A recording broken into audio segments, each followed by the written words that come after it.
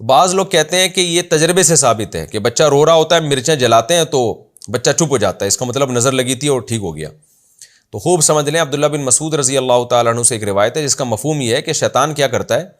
کہ بچوں کو نا چٹکی مارتا ہے، رلاتا ہے، پھر اس کی اماں کیا کرتی ہے، وہ اس طرح کے ٹوٹکے کرتی ہے تو شیطان چٹکی مارنا چھوڑ دیتا ہے، تو ماں سمجھتی ہے میرے ٹوٹکے سے ایسا ہوا ہے، تو ماں کا اس ٹوٹکے پہ اور زیادہ یقین آ جاتا ہے، حالانکہ وہ ٹوٹکے کی وجہ سے نہیں ہوا ہوتا،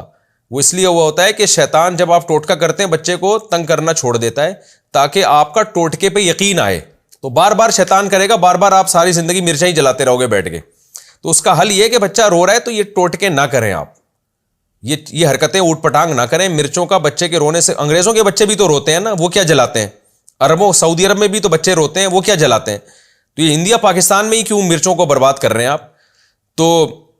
فضول حرکت ہے، چھوڑ دیں اس کو، میرے اللہ کا شکر ہے، اللہ کی دین ہے، میں تکبر میں نہیں کہہ رہا اور کوئی شو مارنے کے لیے نہیں کہہ رہا، اللہ نظر بد سے بچائے، میرے 15 بچے ہیں الحمدللہ، آج تک ہم نے نہیں کسی بچے پہ مرچیں جلائیں، ہمارے بچے بھی اللہ کے فضل سے بڑے ہو گئے،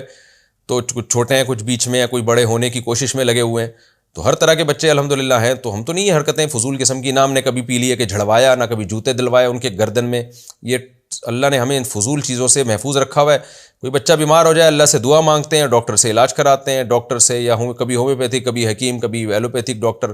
یہی چل رہا ہے اور اللہ کا فضل ہے جی۔ تو اس لیے جو ان ٹوٹکوں میں پڑے گا برباد ہو جائے گا، اور ہم نے دیکھا ہے ہمارے جو ریلیٹو ٹوٹکوں میں لگے ہوئے ہیں وہ ٹوٹکے ہی ساری زندگی کرتے رہتے ہیں، آج فلانے کی مرچیں جل رہی ہیں تو کل سلبٹے گھوم رہے ہیں، پرسوں فلانا عامل آیا ہوا ہے ان کے گھر میں سونگ سونگ کے جا رہا ہے، پتہ نہیں گند کر کے جا رہا ہے وہ عامل ان کے گھروں میں، اور آج فلانے نے کہہ دیا ان کے گھر میں یہ ہوا ہوا ہے، آج فلانے نے کہہ دیا، ساری زندگی عذابوں میں ہی گزرتی ہے ان کی۔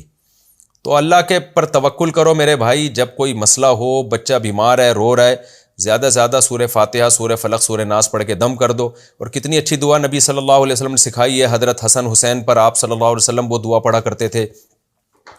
اعوذ بکلمات اللہ التامہ من کل شیطان وہامہ ومن کل عین لامہ، یہ نظر سے بچنے کی دعا ہے، یہ دعا پڑھ لیا کریں، بچے پہ دم کر دیا کریں، بس اتنا کافی ہے۔ مرچوں ویسی مہنگی ہو گئی ہیں اور